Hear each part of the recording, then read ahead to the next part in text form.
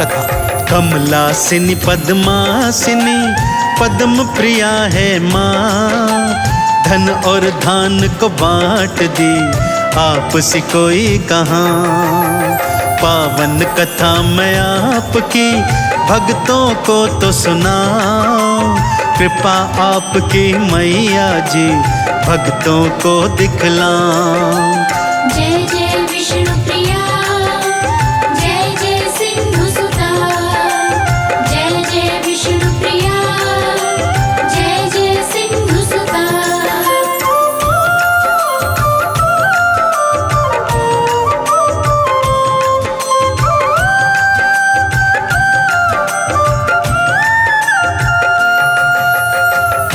पावन पवित्र कथा कुछ इस प्रकार है भक्तों। कथा प्रारंभ होती है एक ब्राह्मण से। वो ब्राह्मण परम हरि भक्त था। नित्य प्रति श्री हरि के मंदिर जाता, पूजन मनन करता, आरती चालीसा गाता, उनके 12 नामों का जाप करता। सभी उसकी विष्णु भक्ति को देखकर अत्यंत हैरान होते थे कि कोई भला श्री हरि का ऐसा परम भक्त कैसे हो सकता है। परंतु वो ब्राह्मण तो सच्चे हृदय से भगवान श्री हरि विष्णु की भक्ति में लीन रहा करता था। भगवान श्री हरि विष्णु उसकी इस अनन्य भक्ति से इतने प्रसन्न हुए कि एक दिन उन्होंने उस ब्राह्मण को दर्शन दे दिए और वरदान मांगने को कहा। ब्राह्मण साक्षात भगवान श्री हरि को अपने सन्मुख देखकर अत्यंत प्रसन्न हुआ और भाग्य पर इतराने लगा तथा भगवान के श्री चरणों से लिपटकर क्या वरदान मांगने लगा, आइए सुनाता हूँ। श्री हरि के चरणों में कर कर के वो प्रणाम मांग रहा श्री विष्णु से भक्त अभय वरदान। किसी तरह महालक्ष्मी माँ मेरे घर में आए, घर में आकर सदा सदा वहीं पे वो बस जाएं। जय जय विष्णु प्रिया, जय जय सिंधु सुता, जय जय विष्णु प्रिया, जय जय सिंधु सुता।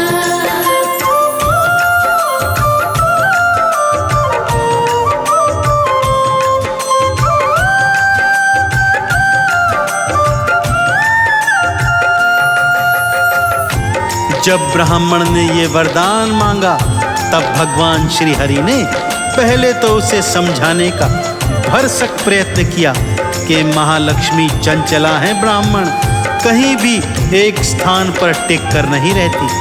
परंतु ब्राह्मण तो हठ पर अड़ा हुआ था। तब श्री हरि ने ब्राह्मण को समझाया कि हर शुक्रवार को माता महालक्ष्मी के मंदिर जाना। वहाँ हर शुक्रवार को एक वृद्धा आती है और मंदिर के बाहर गोबर थाप कर उपले बनाती है। याद रख ब्राह्मण, वो कोई साधारण वृद्धा नहीं है, स्वयं साक्षात महालक्ष्मी है। तुम जाकर उनके चरण पकड़ लेना और उन्हें अपने घर आने का आग्रह करना। चाहे वो कितना भी मना करें, तुम उनके चरण छोड़ना नहीं, तभी तुम पर माता महालक्ष्मी कृपा करेगी।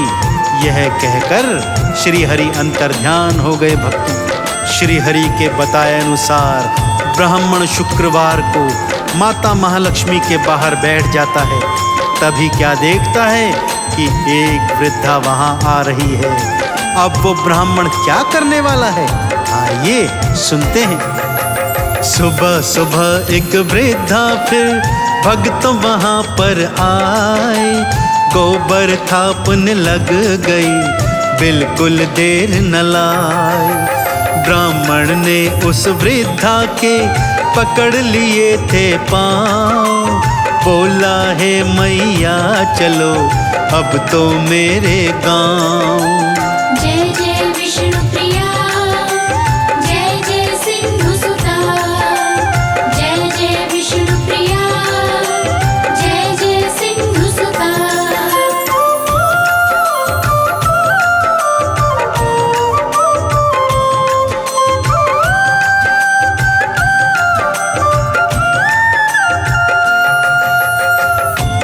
ब्राह्मण ने वृद्धा के पैर पकड़ लिए और उन्हें उनके गांव, उनके घर आने का निमंत्रण देने लगा। वृद्धा हंसने लगती है, कहती है, ब्राह्मण ये क्या कर रहा है?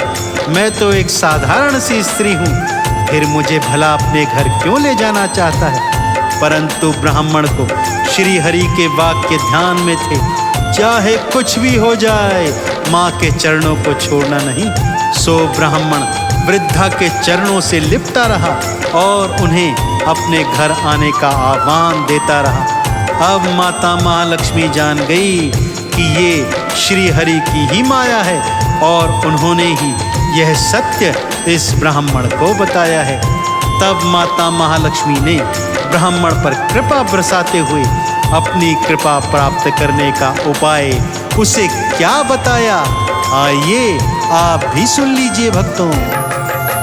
16 शुक्रवार का व्रत करना उपवास, चंद्रमा को अर्घ्य दो फल मिलेगा खास। हे ब्राह्मण तू ऐसा जो करता रहेगा उपाय, जीवन भर मेरी कृपा सदा सदा तू पाए। जय जय विष्णु प्रिया, जय जय सिंधु सुता, जय जय विष्णु प्रिया, जय जय सिंधु सुता।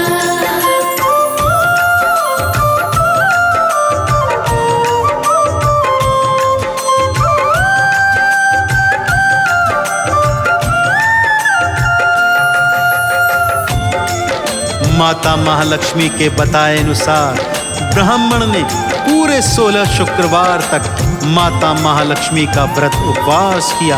रात्रि को चंद्रमा को अर्घ दिया तथा 17वें शुक्रवार को माँ का धूमधाम से उद्यापन करवाया। तब माता अपने वास्तविक स्वरूप में ब्राह्मण के घर में आई। उसकी सेवा शुश्रूषा से इतनी प्रसन्न हुई कि सदा सदा पर उस पर अपनी कृपा बरसाने का उसे वरदान दे दिया। ऐसे ही यदि आप भी माता महालक्ष्मी की कृपा प्राप्त करना चाहते हैं भक्तों, तो आप सब भी हर शुक्रवार माता महालक्ष्मी का व्रत उपवास रखें तथा 17वें शुक्रवार को माता का उद्यापन अत्यंत भक्ति भाव के साथ करें। उन्हें अक्षत, चंदन, कमल पुष्प, धूप, दीप, नैवेद्य इत्यादि चढ़ाकर उनका स्वागत सत्कार करें। मैं पूरे विश्वास से आपको कहता हूँ, माता लक्ष्मी आप सब पर जीवन पर्यंत अपनी कृपा की बरसात करती रहेंगी। तो दोनों हाथ उठाकर मेरे साथ बोल दीजिए, बोलिए मैया महालक्ष्मी की। ब्राह्मण ने साचे मन से माँ का किया सम्मान, धन धान का पाया था मैया से वरदान। अक्षत फल और फूल से पूजन था करवाए, माता महालक्ष्मी को चंदन तिलक लगाए।